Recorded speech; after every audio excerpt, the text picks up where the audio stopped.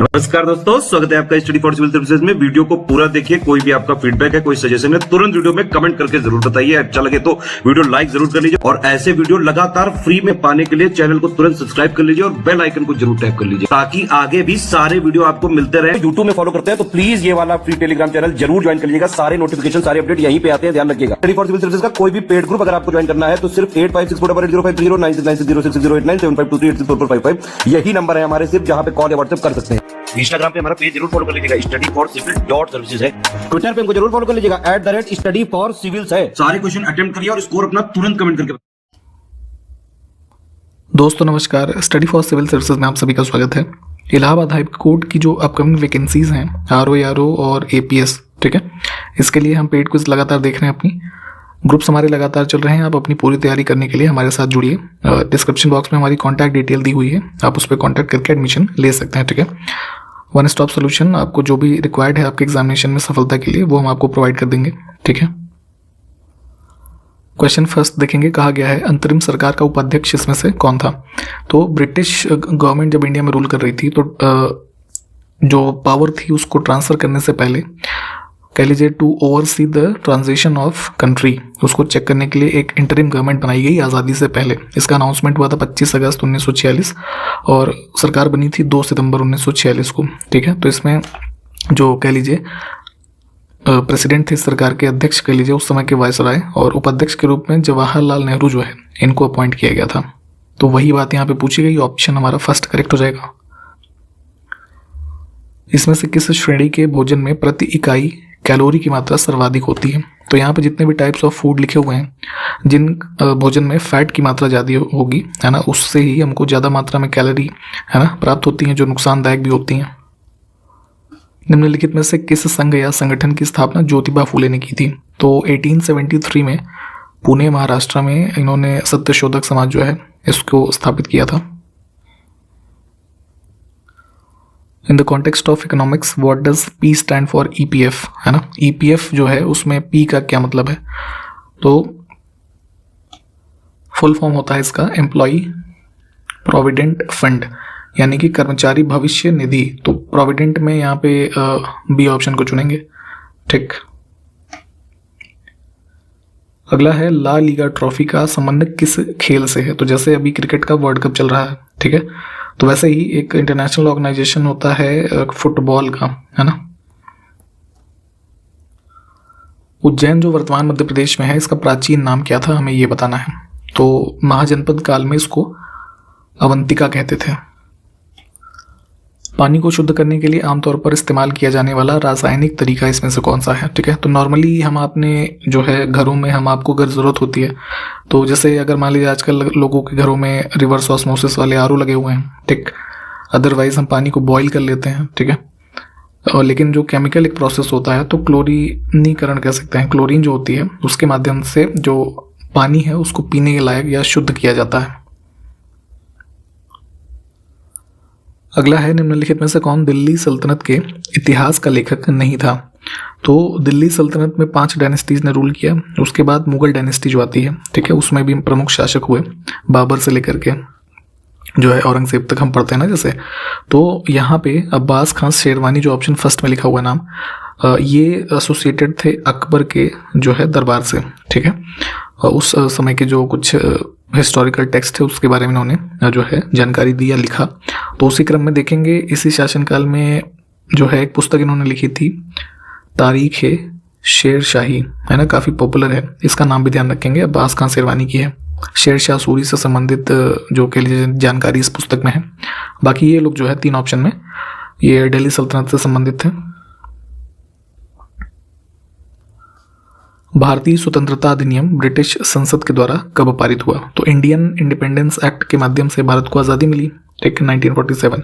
तो British parliament में चूंकि ये पास हुआ था, तो डेट एग्जैक्ट थी 18 जुलाई। भारत पाकिस्तान के मध्य सीमा निर्धारण के लिए गठित सीमा आयोग का अध्यक्ष कौन था। तो रेडक्लिफ लाइन हम इसको कहते भी हैं भारत पाकिस्तान की सीमा को। तो जो है यहाँ पे सर रेडक्लिफ को अपॉइंट किया था लॉर्ड माउंटबेटन ने, ठीक है, इस बाउंड्री लाइन को जो है निर्धारित करने के लिए, जो पार्टीशन हुआ उसके माध्यम से। भारत के राज्यों और उसके राज्य क्षेत्रों को किस अनुसूची में विनिर्दिष्ट किया गया है? तो हमारे कॉन्स्टिट्यूशन में कुल 12 अनुसूचियां भी हैं जिसमें अलग अलग विषय सम्मिलित किए गए हैं। तो उसी में यहाँ पे जो इंडिया का ये टेरिटरीज से संबंधित प्रावधान है फर्स्ट शेड्यूल में दिया हुआ है। ऑप्शन फर्स्ट को चुनेंगे हम। अब जैसे अन्य के बारे में देखें तो सेकंड शेड्यूल में देखेंगे तो प्रेसिडेंट से संबंधित जो ये और कुछ स्पीकर वगैरह से संबंधित प्रावधान दिए हुए हैं। फिर जैसे थर्ड शेड्यूल में हमारा ओथ अफर्मेशन वाला कॉन्सेप्ट है। फोर्थ शेड्यूल में जो राज्यसभा में सीटों का आवंटन होता है उससे संबंधित प्रावधान है। तो ऐसे कुल 12 अनुसूचियां हैं, सबके बारे में पढ़िएगा। मूल अधिकारों के प्रवर्तन हेतु उच्चतम न्यायालय में रिट जारी करने का अधिकार किस अनुच्छेद में जो है वर्णित है?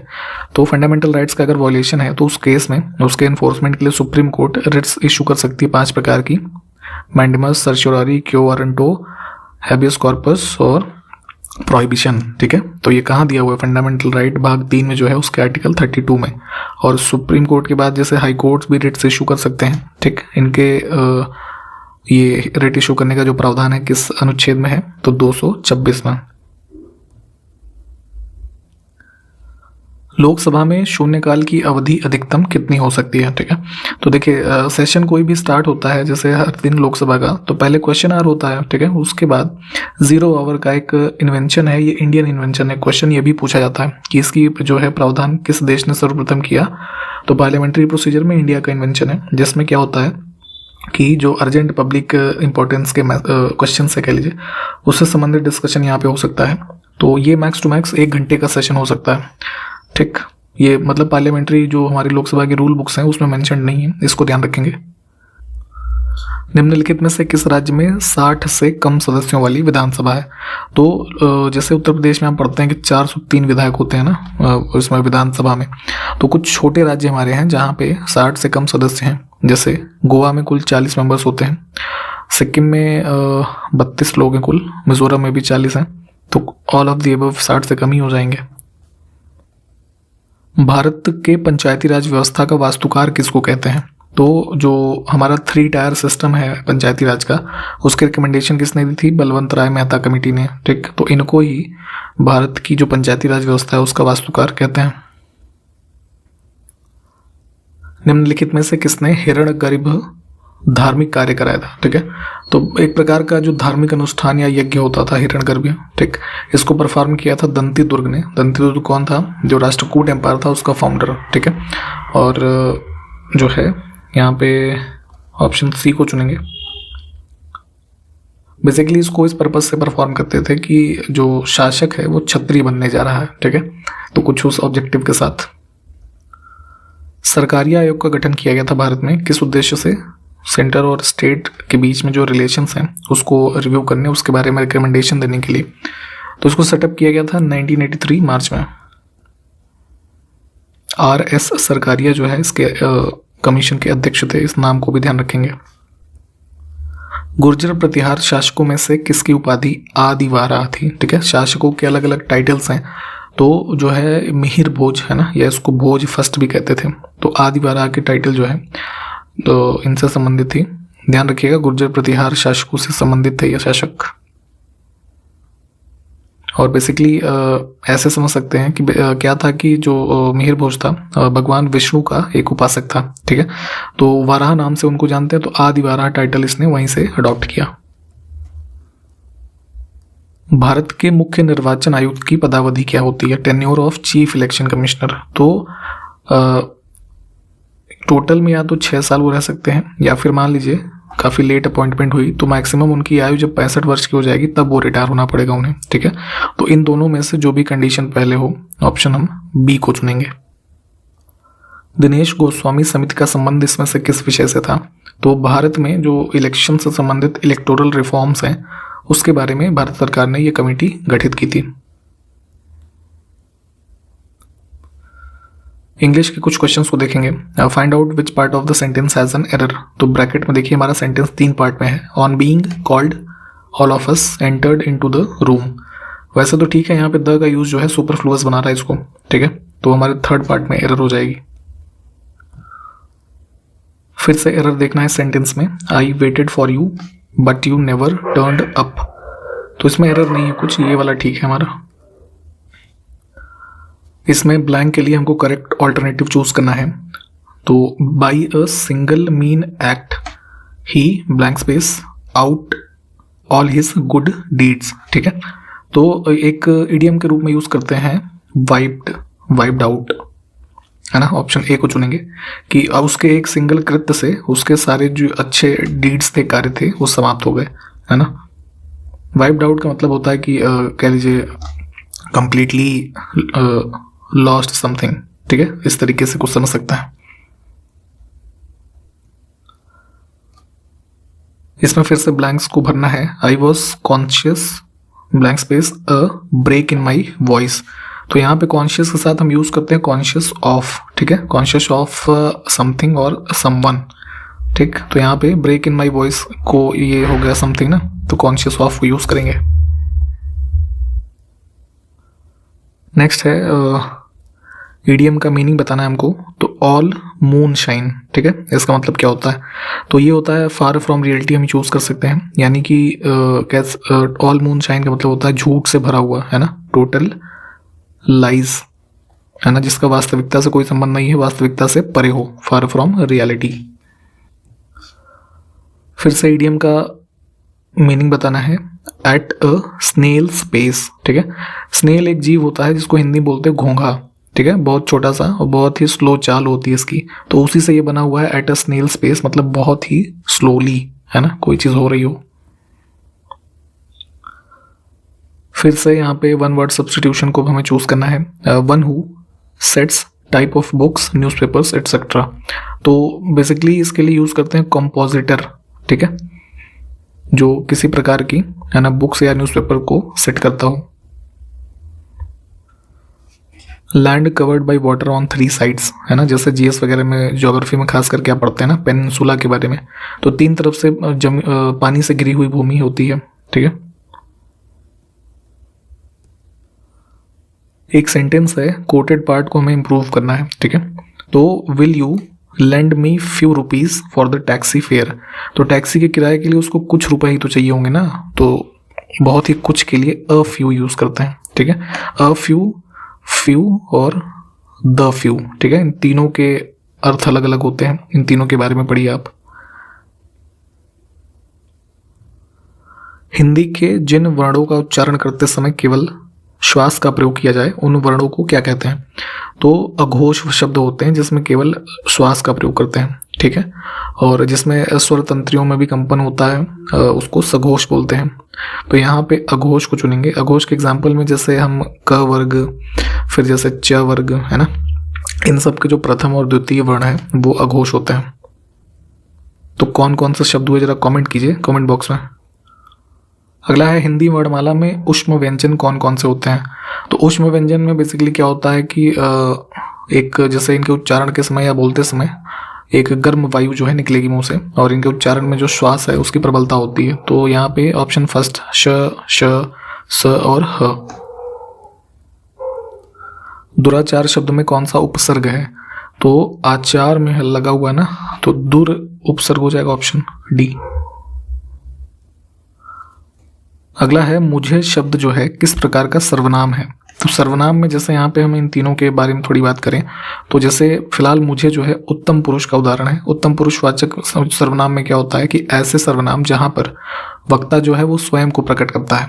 ठीक है, जैसे मैं, ठीक है, मुझे, हम, ठीक है, हमारा, ये सब चीजें।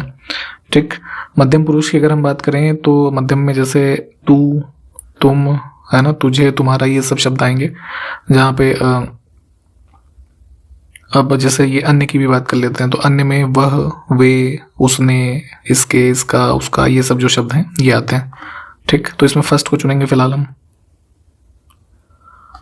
बचपन में आपने पढ़ा होगा ठठेरा। ठीक है, ट से टमाटर पढ़ते थे ना हम लोग, और ठ से ठठेरा। तो ठठेरा कौन होता था? जो बर्तन वगैरह बनाने का कार्य करता था, ठोंक पीट करके। तो ये पुरुष शब्द होता है ठठेरा। लिंग इसका परिवर्तन करेंगे, यानी कि स्त्रीलिंग पूछा गया है, तो इसकी जो पत्नी होगी या महिला, जो ठठेरा का महिला वर्जन होगा, कह लीजिए ठठेरिन बोलते हैं उसे। वर्तनी पे भी ध्यान दिया करिए कि किस प्रकार से मात्राएं लगती हैं। शब्द है रोग पीड़ित, इसमें कौन सा समास है? तो तत्पुरुष समास का जो है एग्जाम्पल होगा, क्योंकि उत्तर पद जो है इसमें प्रधान होता है। ऑप्शन फर्स्ट को चुनेंगे। निम्नलिखित में से कौन सा शब्द गो का अर्थ नहीं है, यानी कि गो के पर्यायवाची? तो गाय, नदी, इंद्री, इन सब के लिए गो को इस्तेमाल कर सकते हैं, गज के लिए नहीं। ठीक है, गज हाथी जिससे उससे संबंधित होता है ना। आयात शब्द का विलोम बताना है। ठीक है, तो जैसे आपने इकोनॉमिक्स में शायद पढ़ा हो, इम्पोर्ट और एक्सपोर्ट होता है। ठीक है, तो आयात हम किसी चीज को मंगा रहे हैं और अपने यहां से अगर भेज रहे हैं तो निर्यात। कौन सा शब्द दैत्य का पर्यायवाची नहीं है? ठीक है, तो दैत्य क्या होता है? राक्षस, दानव, निशाचर। भूसुर नहीं होगा। क्या अर्थ होता है इसका, कोई बताएगा? कमेंट करिए जरा। कंप्यूटर के कुछ क्वेश्चंस को देखेंगे। ऑपरेटिंग सिस्टम के बारे में हमने पहले बात की हुई है, तो यहाँ पे पूछा गया है कि इसमें से कौन सा एक category of work operating system का नहीं है। ठीक है, तो कार्य की श्रेणी ऑपरेटिंग सिस्टम के हमारे मेमोरी मैनेजमेंट हो सकती है, फाइल मैनेजमेंट हो सकती है, प्रोसेसर मैनेजमेंट, लेकिन वायरस से संरक्षण प्रदान करना इसका कार्य नहीं है। ये सब हम किससे करते हैं? एप्लीकेशन सॉफ्टवेयर के माध्यम से। प्रचालन तंत्र यानी ऑपरेटिंग सिस्टम की शुरुआत को क्या कहते हैं? बिगिनिंग। जब कंप्यूटर आप ऑन करते हैं तो ऑपरेटिंग सिस्टम हमारा लोड होता है ना, तो उसको क्या बोलते हैं? बूटिंग। ठीक, इसके भी टाइप्स होते हैं, जैसे वार्म बूटिंग के बारे में अक्सर पूछा जाता है, ये पढ़िएगा। जब कंप्यूटर पहले से चालू रहता है तो इसे पुनः आरंभ करने की प्रक्रिया को क्या कहते हैं? अभी जैसे मैंने बताया वार्म बूटिंग, ये उसी की परिभाषा है। ठीक है, आप जैसे कंप्यूटर पर लगातार कुछ कार्य कर रहे हैं और मान लीजिए कई बार हमें उसको रीस्टार्ट करना पड़ता है। ठीक है, तो that is known as warm booting. MS DOS. ठीक है, माइक्रोसॉफ्ट डॉस, तो ये एक प्रकार का ऑपरेटिंग सिस्टम है। तो सबसे पहली बार ये कब रिलीज हुआ था ये पूछा गया है। ठीक है, तो 1981 में।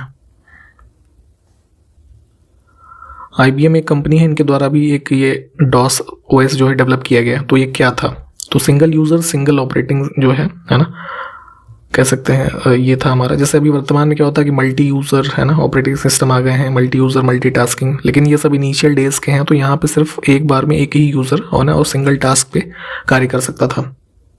निम्नलिखित में से कौन सा एक सिस्टम सॉफ्टवेयर नहीं है?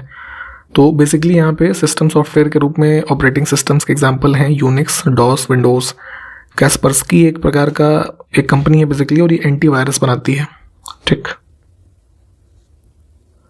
निम्नलिखित में से कौन सा डॉस पर आधारित एक लोकप्रिय स्प्रेडशीट है? तो जैसे आजकल माइक्रोसॉफ्ट में आप MS एक्सेल यूज़ करते हैं ना, एक्सेल शीट बनाने के लिए, तो उसको ही स्प्रेडशीट कहा जाता है।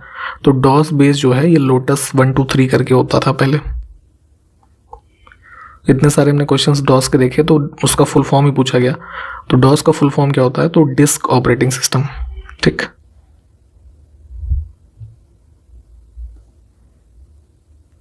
MS DOS में स्क्रीन को साफ करने यानी कि क्लियर करने के लिए, मान लीजिए कोई भी प्रीवियसली आप टास्क कर रहे हैं, बेसिकली होता क्या था देखिए, डॉस वाले जो ऑपरेटिंग सिस्टम थे, ये जैसे आजकल आप माउस बेस कर्सर से यूज़ करते हैं चीज़ों को ग्राफिकल व्यू में, लेकिन ये सब कमांड बेस्ड होते थे, है ना। हर चीज़ को परफॉर्म करने के लिए आपको एक पर्टिकुलर सेट ऑफ कोड्स को लिखना पड़ता था, तो कई सारी शॉर्ट फॉर्म होती थी। तो उसी क्रम में मान लीजिए कई सारे आप एक्शन कर रहे हैं और आपको फिर से जो है एकदम इनिशियल स्टेट पे आना है, बैक होके, ठीक है, होम पेज पे कह सकते हैं। तो उस स्क्रीन को क्लियर करने के लिए हम CLS कमांड को यूज़ करते थे। माइक्रोसॉफ्ट जो वर्तमान में देखेंगे विश्व में सबसे व्यापक रूप से कंप्यूटर्स के क्षेत्र में आगे कंपनी है। इनके द्वारा बनाए गए कंप्यूटर्स या ऑपरेटिंग सिस्टम सॉफ्टवेयर इन सब पे हम कार्य करते हैं। तो इनके द्वारा सबसे पहला ऑपरेटिंग सिस्टम जो बनाया गया उसका क्या नाम था? तो 1985 में ही जो इन्होंने फर्स्ट अपनी कह लीजिए विंडो रिलीज की वो MS DOS ही थी, ठीक है। ठीक, तो इसी के साथ यहाँ पे ये वीडियो हमने कंप्लीट किया है। सारे क्वेश्चंस को देखिएगा, जो क्वेश्चंस पूछे गए हैं उसको कमेंट करिए, ठीक। इसके आगे से अगले वीडियो में कंटिन्यू करेंगे। तब तक के लिए नमस्कार, जय हिंद।